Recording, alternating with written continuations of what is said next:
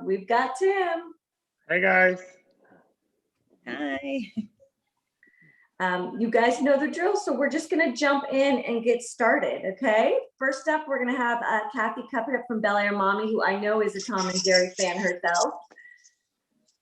I am. Hi, thank you for being here tomorrow on a Saturday. I'm so grateful. Oh, no, thank you. I appreciate it. happy to be So here. I love the movie. I love the series. I used to watch it with my dad. I mean, I can't say how excited I was to know that this was happening.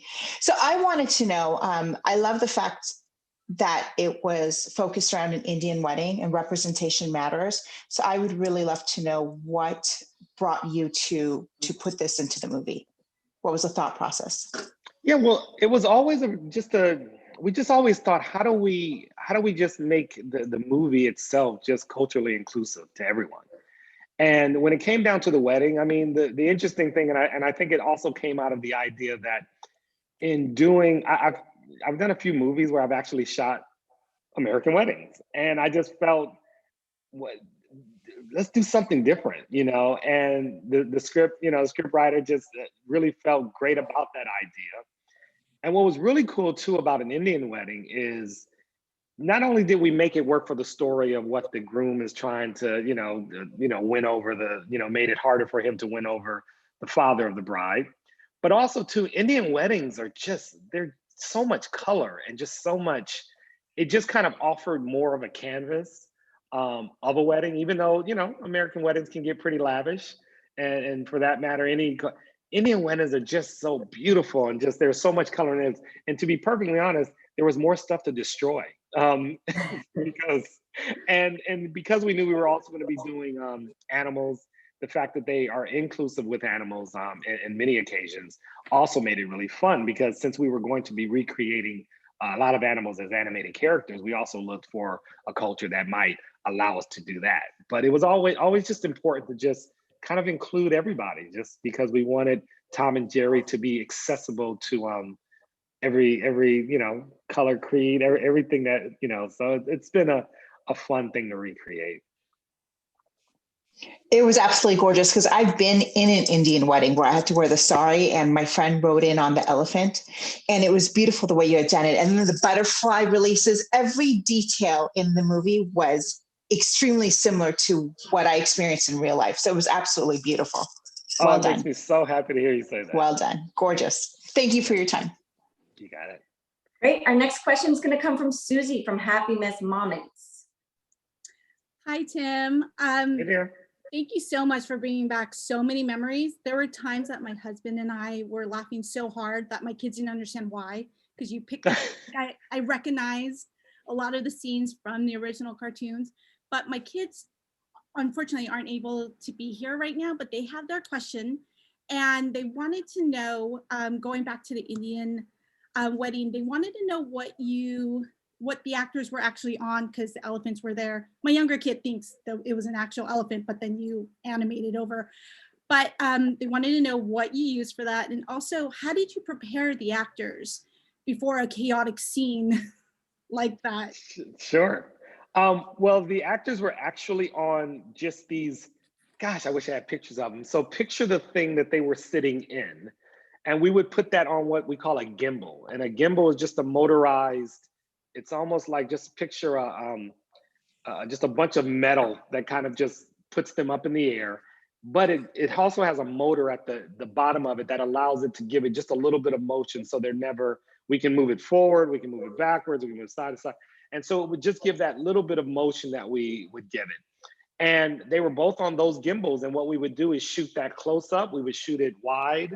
And then we would be able to just put the elephants inside, as well as them, inside the room with the elephants. And so anytime they were up high just walking, they were not actually in the room. So we would shoot them in another room on green screen and then pull that element into the footage that we had of all the people. And of course, when we shot the people, we would just put tennis balls up in the air. There would be two guys holding a big, pole that had a tennis ball up in the air. And, so that everybody's eyesight is looking at the right thing. And then we just put it all together, as we do in movie magic. There was a second question you asked me. I just forgot it. What? Say that one more time. Just how did you prepare your actors before a scene like that?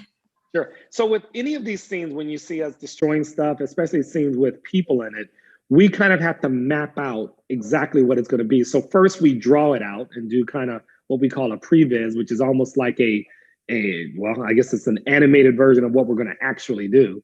And then of course we would bring them in, we would show them that and kind of walk through, this is what we're going to do. And then of course, when we yell action, especially with things like the animal tornado, we have wind machines, we have objects being pulled, we have a lot of stunt people around to make sure they know how to not get hurt, or if they have to catch, like when the actors kind of fell off the elephants, those are in some cases stunt people. In some cases, we did a little bit with the actors, and we would let the stunt people do it. So there's a lot of preparation. We go through it a lot of times so nobody gets hurt. But at the end of the day, you yell action and everybody kind of knows what to do, you know? Very cool. Thank you. You're welcome. Our next question is going to come from Monica from My Life is a Dream. Good morning. Thank you for being with us this Saturday morning team. I have a question, and it's pretty much coming from my son. Every time that we watch a movie, he really cares about the score of the movie. And we were really interested on the soundtrack because it was not really what I was expecting from the movie. Is it to make it fit with the location of New York, or how do you guys come up with the music? Well, it was interesting. We first went back to what the original music did, and the original music had a lot of it was all orchestral, because back then, you know, when they made the originals, which was in the late 40s, 50s, and late 40s and mainly the 50s, these are the ones that I went and looked at. Everything was orchestral, which was really cool. So we knew we were going to go with a big score. And interestingly enough, they used a lot of jazz in some of the things as well. And so we started there, but then we always wanted to be sure that this Tom and Jerry movie kind of was a calling card to every generation.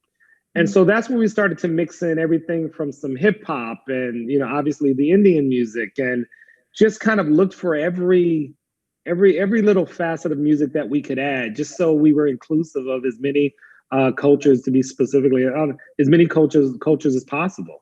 So we started there, and then of course we did a normal 100-piece orchestra that gave us the big action sounds and this and that, which kind of harkens back to the original cartoons. But we kind of just had a fun time with it, and just you know, kind of anytime we felt like an inspiration, like, you know, whether it was hip hop, you know, music in the beginning or the Indian music in the wedding, we just wanted to always kind of find music that was true to what was happening on screen. Well, it worked really good. Thank you so much you for bringing back all the memories growing up in Colombia watching this cartoon. Mm-hmm. Oh, that's great. Thank you. Great. Our next question is going to be from Angela and her son from Queen Bee Latina. Hi. Thank you for having us. So I grew up watching Tom and Jerry, and I was really delighted to see that you kept the integrity of the characters, but with the new twist now. So I just wanted to say that, but actually Andrew has a question. Yes. What was your favorite scene you created and why?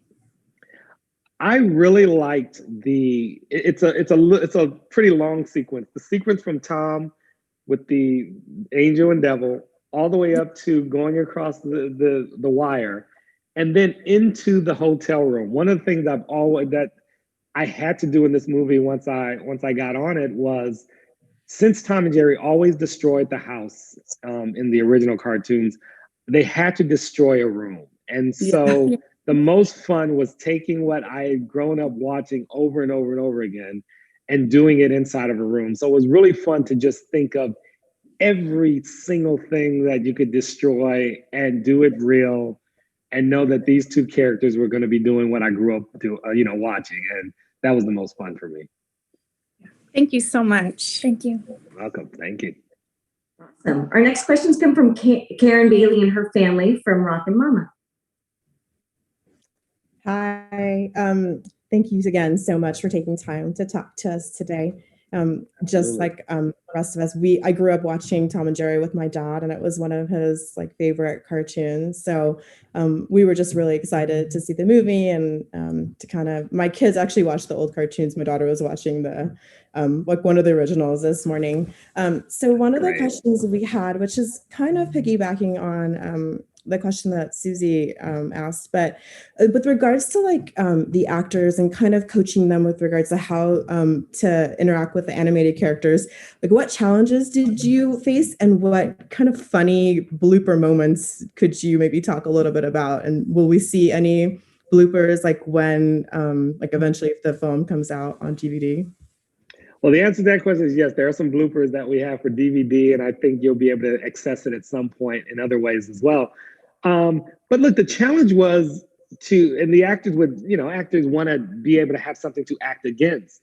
And one thing we found inside of preparation for the movie was to have puppeteers do, especially Tom. Jerry was a little harder, so sometimes it was just a little figure of Jerry that was kind of on set, so you could see how small or But Tom, we actually had a puppeteer who literally there was a grayscale meaning it was a gray version of Tom. That since Tom did not speak, it made it really simple for them to literally act out what Tom was doing with the actors, to the point where the actors would actually do maybe their first 2 or 3 takes with the puppeteer. And that's one of the things that allowed us to get a lot of, Chloe as well as Michael, they many times just said, can I do the first couple of takes with the puppet? And even to Spike was another puppeteer who literally put on knee pads and had these foam things on his hands. And he would run around on the ground and bark and do whatever we need him to do so that Michael would have something pulling, the leash and give him something to act against. So that was one of the ways that we were able to get some of the actors' performance. So that's a little fun fact that a lot of people don't know how we pulled that off. Super cool. Thank you. Our next you. question is going to come from Tegan from That's It LA. Hi, I watched the movie yesterday and I loved it so much. I'm in an animation class at my school, and so I really enjoyed the animation and the live action together. And in the movie, I saw that Tom and Jerry have such a strong relationship. They're basically frenemies. And so what can I learn, or what can you learn or take away from the conflicts between Tom and Jerry? Oh, that's great. I constantly look at Tom and Jerry as family. I have a twin sister, and what Tom and Jerry always kind of means to me is, now I must admit I was the one that always messed with her. But one thing I noticed is that no matter how many fights we got into, we were always there when we needed each other. And to have that kind of message kind of resonate in the movie, at some point they do need to team up and save the day. And then once they save the day, they can go back to fighting. And I just think that is the idea of families or good friendships, that you can have fights but at the same time you've got each other's back, and ultimately you take care of one another. Do you think you're Team Tom or Team Jerry? I'm Team Jerry. I just think Jerry's so cool, and I've always wanted a little mouse hole that had everything that I have, and really into. So I'm Team Jerry. Same. Awesome. Okay, our next question is going to come from Selena Hughes and her boys from Sitting Pretty with Selena. Okay. Say hi. Hi. Hi. We like the movie and like the story and how it had like a lot of jokes. Yeah, so how long did you spend like watching the older episodes, like the original ones, to prepare for what would be in the movie, like how they would act and also how they would interact with the characters, like in the live action part of the movie? Well, the greatest thing about doing this movie was I knew the cartoons very well because I grew up watching them every day of my life when I was young. But then I went back and I ended up watching every one of them over again, just to try to pick up any ideas that we could use inside of the movie. And that's literally what happened. Anytime we got stuck creatively on what Tom or Jerry might do, we just had pictures of almost every episode, taped up around the production office. And at some point just decided we're going to use that idea. I mean, there's so many things that we picked up literally straight from the cartoons. So my preparation was just that. It's kind of going back and re-familiarizing myself with everything they had done before. And once I did that, it made it real simple to come up with ideas. And then of course you also get in a groove where you can kind of make up your own little things like the animal tornado, which was never in a Tom and Jerry cartoon, but we felt it was a good extension of if these two ran around enough, what might happen if you also add a dog in the middle of it all. Okay, thank you. You're welcome. So my question is, for people that are newer to the Tom and Jerry franchise, I guess, were there any Easter eggs or callbacks to the older shows? Oh wow! Well, I did pull a couple of characters. If you know Goldie, and if you know of Droopy, in the, I guess, the prison, or we should say the animal lockup. So there's a little winks here and there. One of my other favorite cartoons is a cartoon called Secret Squirrel, and when Jerry is in the bathtub, he's reading a Secret Squirrel comic book. So there's little things like that I throw throughout the film. Okay, thank you. You're welcome. Great. Our next question is going to come from Carolina from What She Says. Hi, Dan. Thank you for being here. My question is, how did you find the balance between making a movie that hit the nostalgia factor for the parents watching, but also making it appealing to the younger generations who could be potentially new to them characters? Oh, great question. I kind of knew that when I first started on this movie that we had to try to get everyone. One of the things that was really fun early on is I realized I have a 9-year-old boy, and he was 7 when I started making this movie. And I just remembered when I got this, I hadn't watched Tom and Jerry cartoons for a very long time, but I remembered that he hadn't either. And I sat him in front of it, and he watched it, and he watched 7 episodes straight. And I would see him on the plane when he traveled with me, and he would be on the iPad watching it on the airplane. So I just always wanted to make sure that we included every generation. And so I would just constantly ask myself, it's funny because the adults are a little bit easier because I just knew we would just love going back to our childhood. So I would just do anything that I liked or whatever I thought most around my age would like as well. And then when it came to teenagers and kids, we just tried to, there's a lot of, when you look at the old cartoons, they have a lot, obviously they were made in the 40s and the 50s. So there was a lot, music, other things like that. So I just tried to bring in music.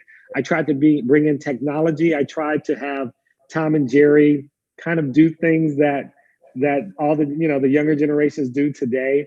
And then of course it helped to have Chloe Moritz playing Kayla, because she's 23 and she's 24. She just had a birthday about 2 days ago. She's 23. And when we were shooting it, and she kind of knew too. So I could also ask her, what do you think if we did that? Or, if they do discuss, TikTok or anything like that. So it was just a lot of fun to just make sure we never excluded any generation. And hopefully we did something that all generations will love. We did. My kids loved it. So thank you so much. Thank you. You're welcome. Our next question is going to come from Daisy from the It Mom. Hi, Tim. Thank you so Hey much there. for doing this. I have a couple of questions. One question is about the cast, and were they familiar with Tom and Jerry even before they were cast or before they even started filming? Did they already know what that cartoon was about? That's the fun thing about doing this. Everybody knew exactly what this movie was. Everybody knew those characters. Even Chloe, who knew them well, better than I thought she would have in our initial meeting. So that's what was great. Everybody was starting with a kind of a shared knowledge of these characters and kind of got what the movie should be. Although we wanted to always keep it grounded, we also wanted to have fun and not not make it too serious. We always had to kind of laugh at, you know, if this was the case. And that's what was fun about making the movie, is that everybody just kind of gave into what this concept is, but still made it real for them, you know. And that's the great thing about making these movies. So I was lucky. I had a cast that knew it, and there was a big shorthand of what we all thought the tone of this movie should be. Oh, great. That's awesome. And you had mentioned in a previous question that it was about 2 years in the making. And was that primarily because of the animation part, or is that typically how long a film takes? Yeah, for a movie like this is about the same amount of time. Pre-production is normally a little bit longer because, you have to kind of make the movie twice before you make it. As you're doing this, I have to kind of plan out what the characters are going to do before I even shoot it. And then once you shoot it, you put them in, and then you have other ideas and you want to do other things. There's a lot of scenes in this movie that we basically created completely from scratch. The scene where Tom sees Spike and hits him over the head with the baseball bat, that's a completely CGI, created scene. Even the backdrop, even the walls that look real are created, in the computer. And I just knew once I had finished the movie that I couldn't have a scene where Tom and Spike didn't kind of be in the same, talk to one another. I needed Spike to talk to Tom because he did it so much in the original cartoon. So it's always fun when you have the freedom to go back and kind of do things that you maybe didn't think of when you were shooting the movie. Exactly. And then my last question is, with this film now being released, could there possibly be the cartoons coming back into play? I think there's been plans for it. What's great about this year, or it might have been last year, or I think it's this year, this is the 80th year anniversary. So I think there are some other things planned. We just didn't want to put out too much. So we didn't want to put out too much before the movie, but once the movie kind of takes hold, I think there's some plans to kind of re-familiarize the audiences with the old product. Oh, that'd be awesome. Awesome. Well, thank you very much. I appreciate it. Absolutely. Thank you. You're welcome. You guys, before we say goodbye to Tim, did any of the kids have any second quick questions they wanted to ask? If you do, show me your hands. Well, it looks like we're good then. Cool. Thank you guys for taking the time. We appreciate it. We hope you enjoy baking your cakes, having some fun with it. And thank you, Tim, again, for taking your time to speak with everybody and give them a little insight in how you brought Tom and Jerry back to life. Absolutely. Thank you, everybody. Bye, everybody. Happy Valentine's Day. Thank you. Thank you.